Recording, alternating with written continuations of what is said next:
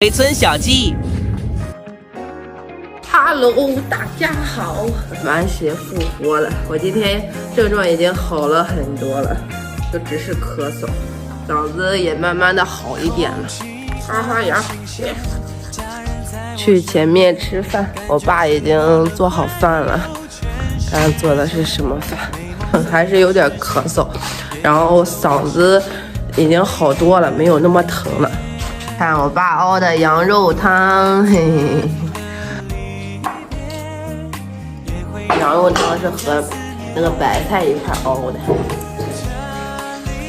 现在刚吃完饭，然后俺这个案子嘞好久都没有扫了，然后现在扫一扫俺这个党员嘞，拿一个大扫帚。当记得现在会被破碎。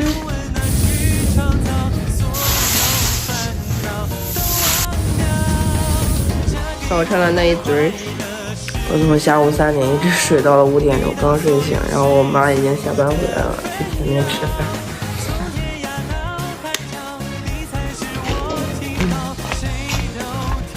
我爸熬的大米粥。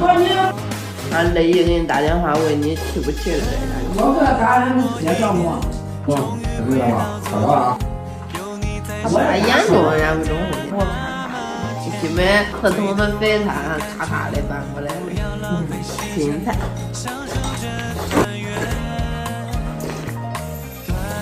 干饭完成，回来穿个衣服，我爸带着我没睡着，一直咳嗽，不同学了，但一直在咳嗽，老难受。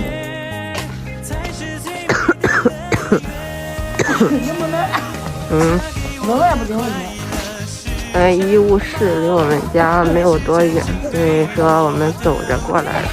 那个就是医务室。我本来想出来看看，结果抬头一看，有月亮了。